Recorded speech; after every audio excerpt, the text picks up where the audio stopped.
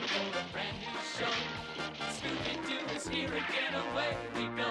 Scooby Doo is running from a spooky ghost. Shaggy isn't doing what he does the most. Hey, come on, get involved till the mystery is solved. Hang around for Scooby Doo.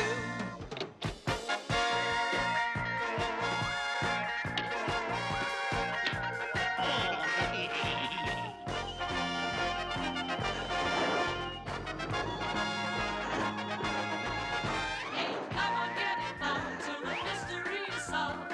Hang around for Scooby Doo. That's my pal. Scooby Dooby Doo. Hello again, my meddling Scooby-Doo fans, and welcome to another review into the world of Scooby-Doo. So in my last video, I continued my 2025 summer special with a review of Season 3, Episode 7 of the Scooby Doo Show.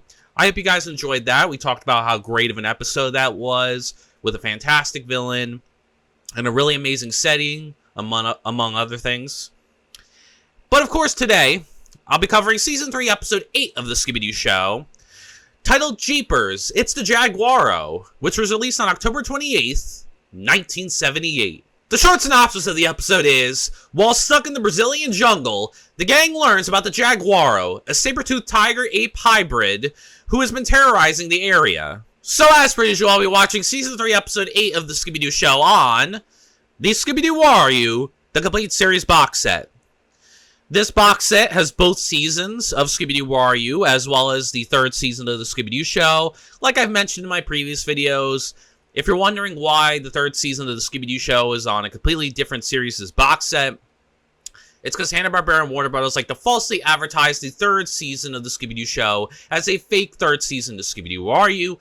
But I've established on the channel many times that there was no third season of Scooby Doo Wario. Scooby Doo Wario had only 2 seasons, while the Scooby Doo Show lasted for 3 seasons. Now, as far as this episode's reception is concerned, I believe most fans like this episode. I've seen Jaguaro referenced and mentioned a lot by the Scooby Doo community.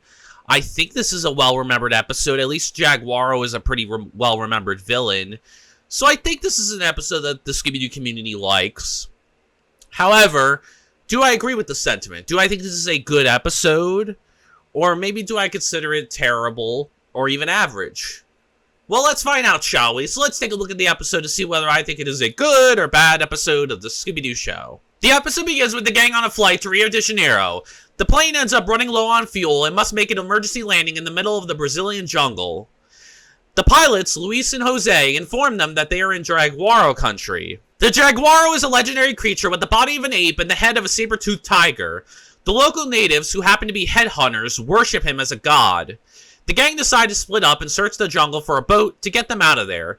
Fred, Velma, and Daphne head towards the village, while Shaggy and Scooby search along the river.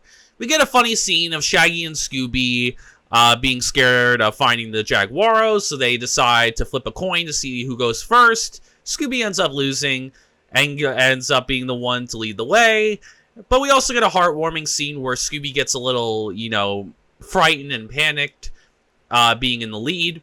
So Shaggy, kind of comforts him a little bit, which I also find to be quite heartwarming. So it's both funny and heartwarming scene for Shaggy and Scooby. Like I got a great idea, Scoob. You go first, and I'll be right behind you. You first. Okay, I'll tell you what. We'll flip a coin to see who goes first, okay? You call it. What is it? 2. Heads, you lose. Don't worry, Scoob. I'll be right behind you. 2, 3, 4. 2, 3, 4. 2, 3, 4.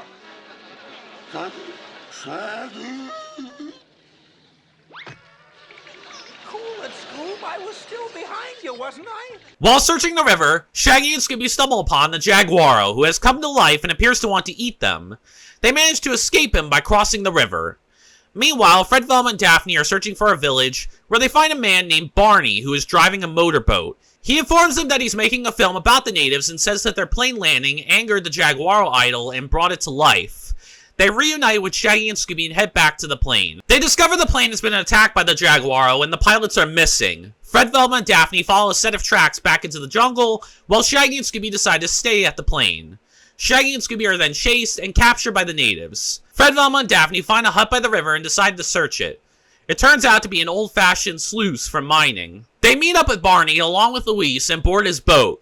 He tells them that the Jaguaro attacked the plane and captured Jose. Before they get off the boat, Barney hands Luis a roll of film to deliver in Rio. After finding the plane empty and native feathers, they decide to rescue Shaggy and Scooby. They enter a cave near the native village where they find the statue of the Jaguaro. They find it odd because Barney had told them earlier that the statue had come to life. Shaggy and Scooby escape the hut and are chased to the bridge by the natives and the Jaguaro. The bridge breaks, taking the Jaguaro down the river with them, where he is trapped. We get a funny Shaggy and Scooby escape sequence, where they try to blend in with the natives by dressing up as them.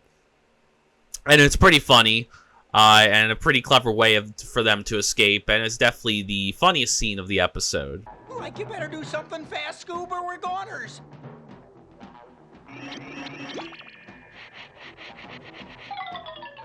You did it, Scoob. Like, I wonder what that witch doctor's cooking up out there. Oh? Cooking up? Sorry, Scoob.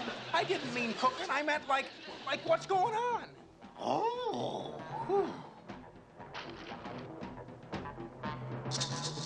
Zoinks! We gotta get out of here.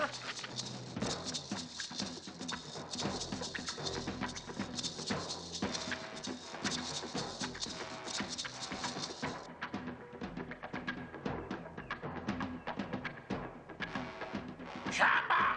Shambhala!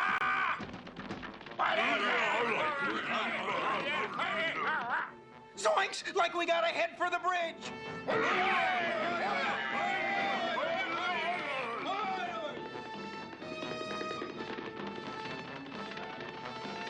Like faster, Scoob! Fred then unmasks the Jaguaro, and it turns out to be Barney. Fred asks Barney what he did to Jose, who tells him that Jose is alright and he's tied up inside of his boat. Back at the emergency landing site, Velma tells Fred that returning the Jaguaro statue to the natives was a brilliant idea, with Shaggy agreeing, saying this. I'll say, like I'm too young to lose my head. Jose asks the gang how they figured out that his co-pilot was working with Barney. Velma starts by explaining that Barney and Luis were working together in a diamond mining scheme. Luis faked the emergency landing so he could pick up a new shipment of diamonds without anyone realizing it. Shaggy asks about the Jaguaro, and Velma explains that Barney used the legend of the Jaguaro to frighten off the natives. Daphne adds that they got suspicious when they saw the mining equipment and realized that only a diamond could make the deep scratches in the glass that they found on Barney's boat. Jose then tells the gang that Barney grabbed him because he saw him panning for diamonds at the river. Fred finishes by saying that Luis and Barney tried to fool the gang into thinking that the Jaguaro grabbed Jose by faking the attack on the plane. Luis claims that the gang's story is ridiculous and that they have no proof. Velma, however, says that there is proof and grabs the film roll, revealing a fortune in uncut diamonds. Luis and Barney try to escape, but the plane doesn't start. This is because Fred had removed the spark plugs as a precaution. In Rio de Janeiro, Daphne says that they finally made it to the Carnival of Rio, and Scooby agrees as the gang in costume are dancing in a conga line with the ape family that Scooby encountered earlier in the Brazilian jungle. And the episode ends with Scooby saying his famous catchphrase, adding a little cha-cha-cha at the end. Scooby-Dooby-Doo. Cha-cha-cha. I'm going to give Season 3, Episode 8 of the Scooby Doo Show 4 stars out of 5. So yeah, we have another good episode. It looks like Season 3 is starting to hit its stride because this is the second episode in a row that's, gotten a 4-star rating. It's really great. It seems like Season 3 is starting to produce a little bit better episodes after the rocky start that they had. But yeah, it definitely is on par with the Creepy Case of Old Iron Face in the last episode. I'm not sure which one I would prefer over the other, but they're both kind of neck and neck for me. Maybe the Creepy Case of Old Iron Face is a tiny bit better, but the Jeepers It's a Jaguar is right behind it. So another good episode. It probably doesn't dethrone the last episode, but it's on par with the last episode's quality. Obviously, like any episode, it's not devoid of any negatives. Very rarely do any episodes not have, any negatives in it.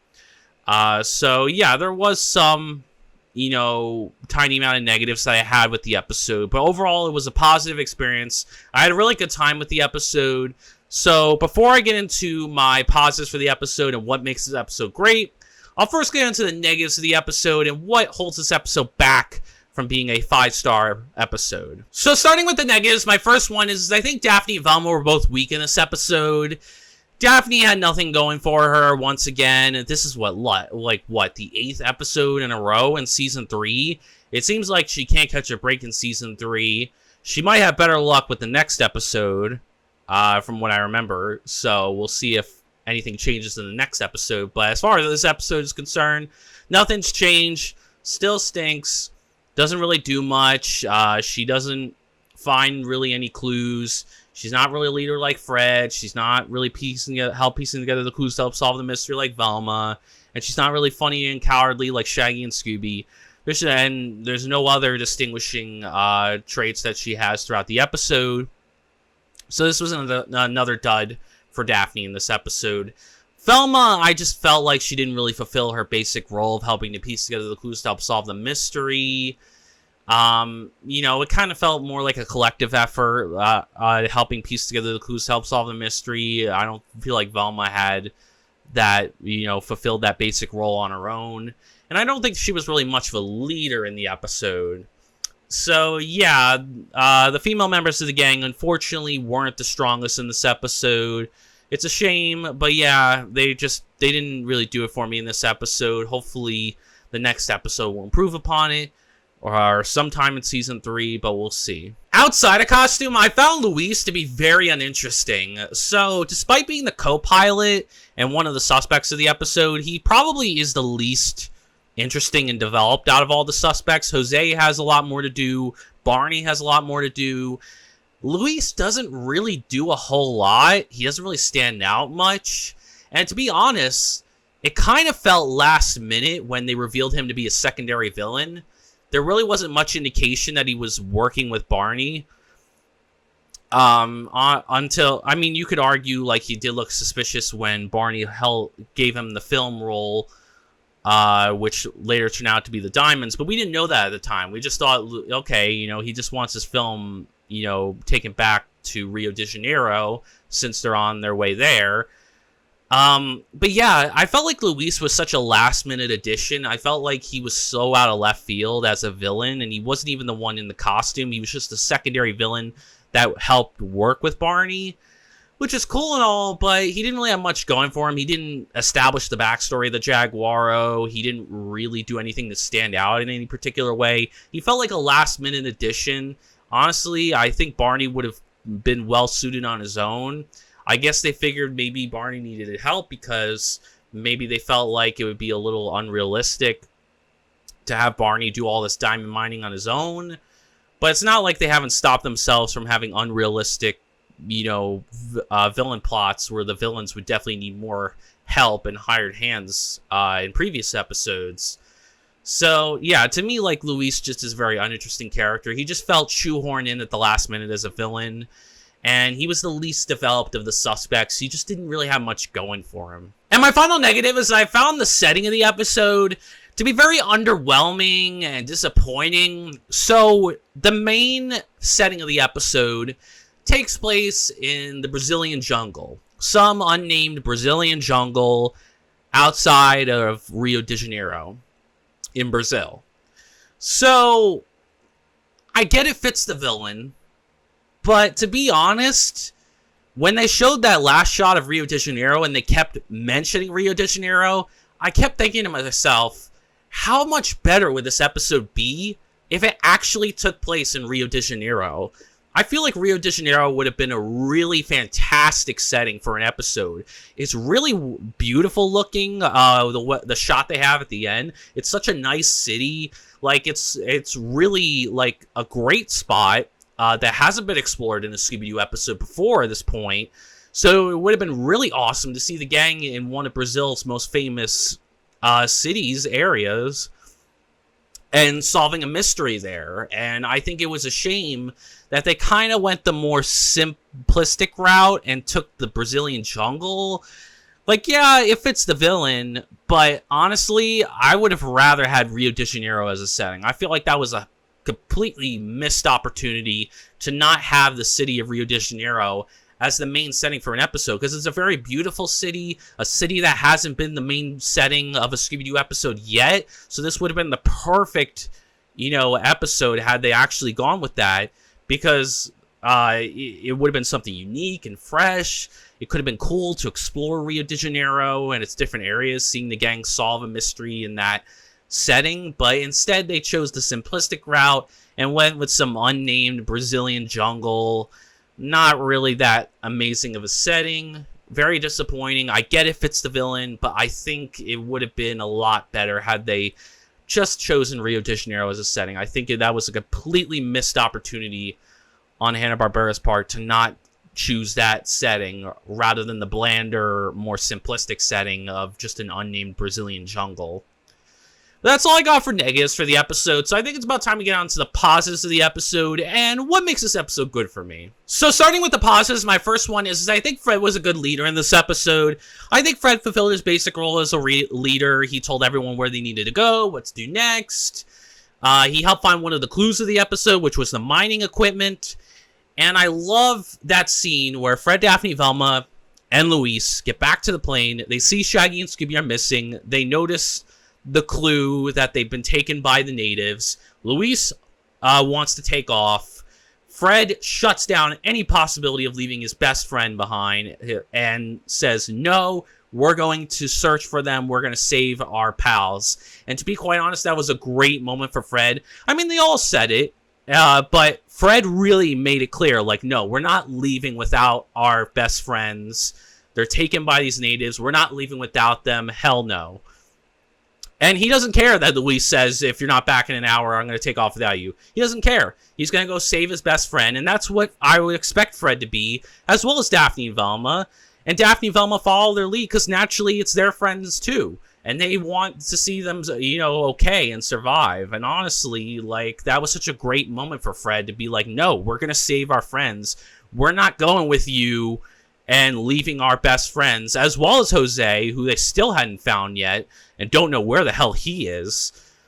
So, yeah, it was such a great character moment for Fred, and I really liked that. So, yeah, Fred was good in this episode. He fulfilled his basic role as a leader. He helped find one of the clues of the episode, and he had a fantastic character moment of standing his ground and saying, we're saving our best friends. We don't care whether you take off or not. We're not leaving this Brazilian jungle without our friends. They're in trouble. We gotta go save them. Then we have Shaggy and Scooby.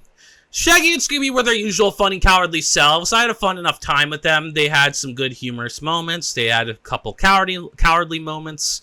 And overall, they fulfilled their basic roles. I don't think they stood out much beyond that. But they fulfilled their basic roles as the funny, cowardly duo that we expect them to be. And at least they fulfilled that basic role. It's a shame that they didn't fulfill anything past that, but I'll take it. I don't care. As long as they fulfilled their basic roles, that's all that matters. And they had enough funny moments and they had enough cowardly moments to stand out, and they were entertaining as always in this episode. Then we have the villain of the episode, who I thought was good as well. So the main villain of the episode was, of course, the Jaguaro. And the Jaguaro was a pretty interesting villain. I wouldn't necessarily call him scary, but I would say that he's very intimidating. Definitely due to his stature, and definitely due to his unique design, which was also cool. But he was mostly entertaining. I found his, growl to be quite entertaining, and he was quite a entertaining villain to watch. And he definitely was intimidating due to his unique design of having the head of a saber-toothed tiger, but the body of an ape. That's really cool. That's such a fantastic design to combine two animals. It may seem simplistic, but it actually is a really neat idea. And it makes him look cool. It makes him stand out. And I can see why he's fondly remembered, because he has such a really cool design. And he's definitely a bit big. Like, he definitely has an intimidating stature. He's definitely someone you don't want to cross paths with, and there's plenty of instances where he threatened Shaggy and Scooby's lives. So, yeah, he's definitely not a villain to take lightly. But again, I wouldn't necessarily call him scary. Like, I'm not going to shit my pants over him. Like, if I saw him, I'd just be like, I'd be intimidated by him and maybe a little creeped out. But I wouldn't be, like, really scared of him because it's just this, you know, animal hybrid. But yeah, overall, I think the Jaguaro was a good villain. He was both entertaining and fun to watch due to his unique design, his fun growl, but he was also intimidating due to his stature and his, you know, his design as well of having the body of an ape, but the head of a saber-toothed tiger. And the fact that he was willing to threaten Shaggy and Scooby's lives. Outside of costume, I found Barney to be a pretty interesting character. I mean, he has a pretty cool front. The fact that he's like... We don't know, actually, if he's a real filmmaker or if that was just a cover. Either way, it's still cool. I like the idea that he's this, you know, filmmaker who's documenting the natives and their local legend, the Jaguaro. And, you know, that he makes up the story of, you know, the statue going missing, and how the natives are angered because of that, as well as the plane landing and the natives believing that the gang and the pilots are responsible. So, yeah, Barney was a very interesting character. I really like this cover of being this filmmaker, documentarian of, you know, the natives and their local legend, because it's a believable cover story. Now, to be quite frank, we don't know if that's an actual cover story, or if he really was, like, a documentarian filmmaker who just took advantage of this diamond mining operation. But either way, it's still a cool front, and it makes sense why he would be there. So he's definitely a very cool and interesting character. I thought there were a good number of suspects in the episode. So you had 3 suspects in the episode. You had Jose, you had Luis, and then you had Barney. They were all equally suspicious. You know, Jose goes missing. Luis is probably the least suspicious. He doesn't do much. But he comes out unscathed, and Barney finds him. And then you got Barney with his story of, you know, being there because of the natives and the local legend. But yeah, you have a good variety of suspects. There's one villain. We find out that there's actually 2, which is, but, you know, for the course of the episode, we think there's only 1 costume villain and there's 3 suspects. But even if we did know that there was 2, there's still 3 suspects. So it works perfectly. There's a good pool of suspects to guess from on who the Jaguaro could be. I found the motive of the episode to be good as well. So Luis and Barney's motive was that essentially they wanted to scare everyone away from their diamond mining operation. So a mining operation, I don't think is anything new. I think we've had mining in Scooby Doo before. However, diamond mining, I think, is something new. Correct me if I'm wrong, but I don't believe we've had diamond mining up to this point. If we have, it's been a long time since that's been the case. But I think it's a really cool motive. I think it's something unique and fresh. Whether we've had it in the franchise before, which I don't think we've had. I don't think we've had diamond mining up to this point. I think there's been mining of oil mostly, and mining of gold, but not mining of diamonds, which is nice and fresh and unique for that type of, you know, motive. So, yeah, whether it's, you know, been done before, or whether this is something unique and fresh, it doesn't matter to me because it still feels unique and fresh. Because if it has been done before, it's been a long time since it's been done. But if it hasn't, which I don't think it has, then it's really unique and fresh to the mining scheme. Because most of the time, when it comes to mining, it's usually for oil. So it's kind of cool that we have, like, a diamond one. And it's kind of unique that, you know, they smuggle, you know, well, maybe not smuggle, but they mine the diamonds through the film rolls, which is really cool. And they take advantage of the legend and are scaring the natives as well. So the natives are basically misunderstood. Like, you believe them to be secondary villains, but they're just, you know, they're just being played for fools. Like, you know, they think, you know, that the gang and the pilots took their statue, and that's why the Jaguaro is here. But then it's returned to them, so it's all like a misunderstanding. Like, they were misunderstood people that, you know, weren't trying to cause any problems. They just wanted their statue back. They wanted their god back. But yeah, overall, I think this was a nice, fresh, unique motive. I think it was, new and fresh and interesting. And I don't think it's been done before, but even if it has, it's been quite a while since we've had this, and it feels very fresh and unique, and is a really cool and interesting motive. Next up, we have the mystery of the episode, which I thought was good as well. So, the mystery I found for this episode is that you wanted to know what the whole backstory is on Jaguaro, and ultimately, what is the Jaguaro's goal? What is he hoping to accomplish? So when it comes to the backstory of the Jaguaro, we don't know a lick about him. We don't know a single thing about him. We don't know whether he's a god. We don't know if he's supernatural. We don't know if it's based on humans, and this is like human experimentation. We don't know what kind of forces cause this saber-toothed tiger ape hybrid of a being. But the fact that there's so much mystery behind it, and that you don't know, creates a lot of speculation and theories and possible avenues on what you think the Jaguaro might be. He could be extraterrestrial. He could be supernatural. He could be all human. Or he could be a god. You know, whatever you want to interpret, it's still very interesting because there's so many possible avenues on what this being could be. And also, you want to know, what is the Jaguaro hoping to accomplish? Like, what is the main goal of this being? Like, what is he trying to do? Does he just want to kill everyone? Does he even have a purpose? If he does have a purpose, what exactly is that purpose? Like, what is he hoping to accomplish? So the mystery behind that of what he's hoping to gain out of all this, like what his ultimate goal is, and who he is as a being, like how he came to be, creates such a really fascinating mystery in the episode. Then we have the clues of the episode, which I thought were good as well. So, the clues for the episode were the mining equipment that Fred, Daphne, Velma find, the glass on Barney's boat that Fred, Daphne, and Velma find as well. I believe Daphne and Velma find it. The Jaguaro statue that all three of them find.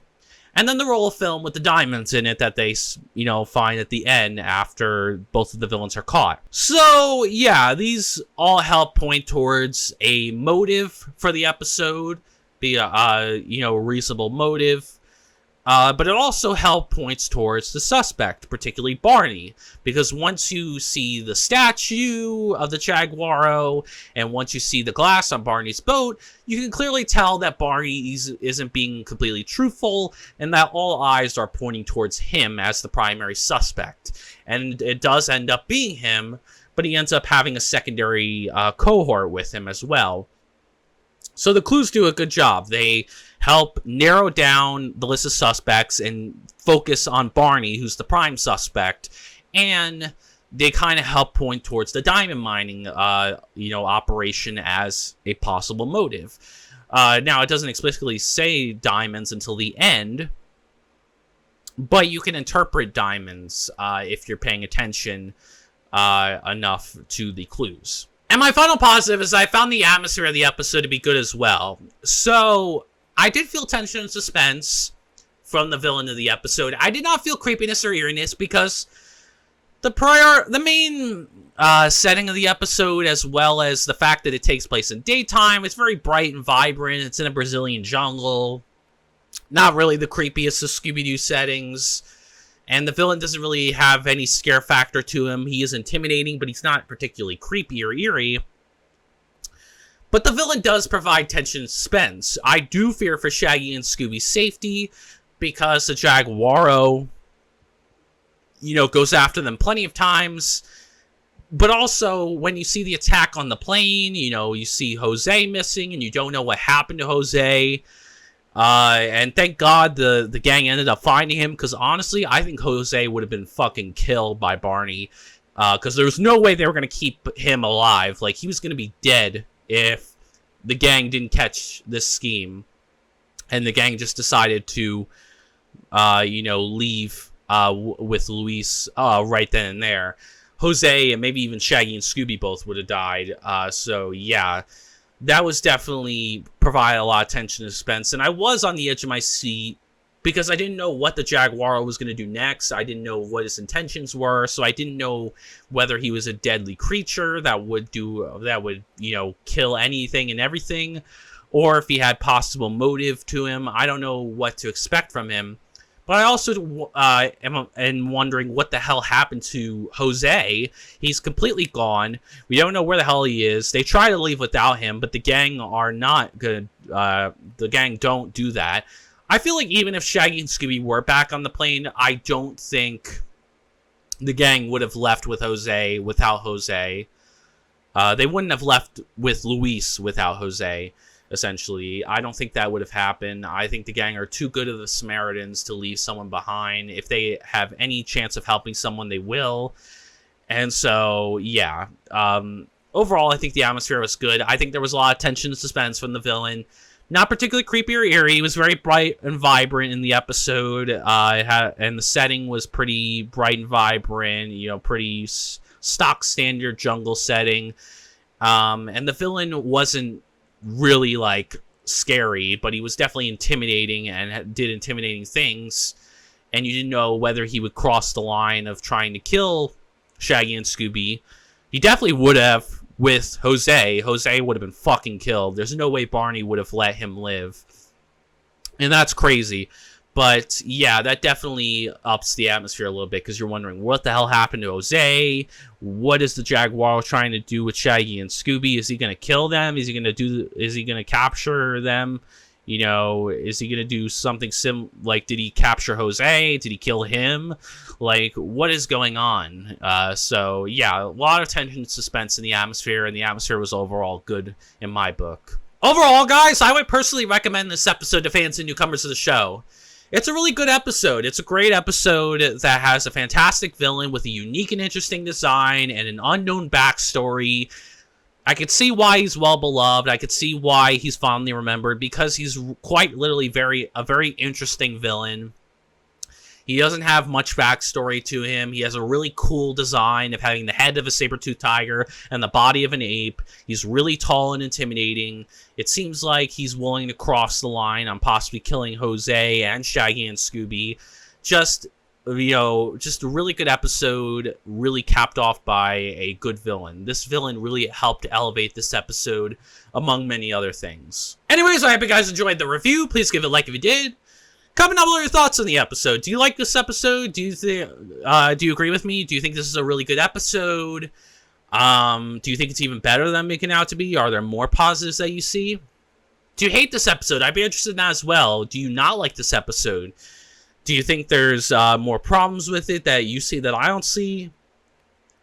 Or you're somewhere in the middle where you think it's okay, it's average and decent, but it's not good or bad? I'm curious for your thoughts, so let me know. And subscribe for more Scooby Doo content like this, or if you're just interested in any of my other content, obviously I have more Scooby Doo reviews on the way. We cover all things ranging from Scooby Doo TV shows, movies, video games, books, you name it. We cover all things Scooby on this channel. So if you like that sort of stuff, if you're a diehard Scooby Doo fan like me, or casual viewer, whatever side of the spectrum you're on, if you love the Scooby Gang, if you love the world of Scooby Doo, if you love all things Scooby Doo and wanted to join in on the discussion, then come join the channel and experience some amazing Scooby Doo content. So there you have it, guys. That is the end of my 2025 summer special. Thank you guys so much for joining me during this 2025 summer special. I had a great time, this summer, talking all things Scooby Doo with you guys, going through Season 2 of the Scooby Doo Show, some of Season 3, and even Issue 4 of the Scooby Doo Royal Gold Key comic book series. All was great, and I will not be stopping with any Scooby Doo content. Obviously, as you guys know, next month in September, we have Scooby Month.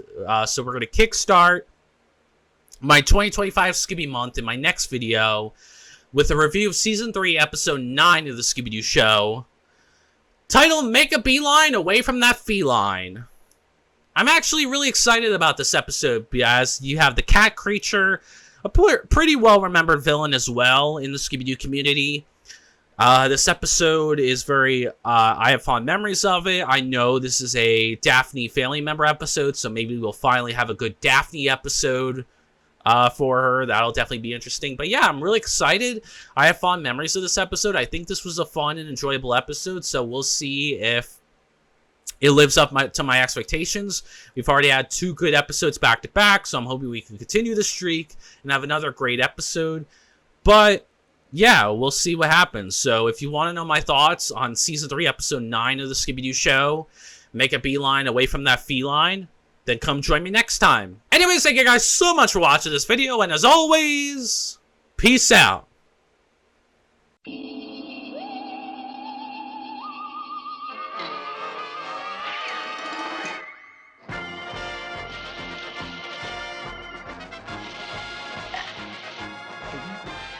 got it all together for a brand new show. Scooby Doo is here again, away we go. Scooby Doo is running from a spooky ghost. Shaggy isn't doing what he does the most. Hey, come on, get involved till the mystery is solved. Hang around for Scooby Doo.